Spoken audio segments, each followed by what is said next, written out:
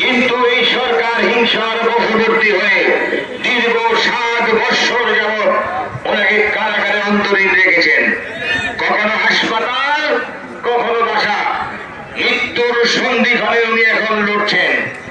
বেগম খালেদা জিয়া আমাদের মা, আমাদের মায়ের মুক্তির আন্দোলনে আজকে আমাদের এই সমাবেশ।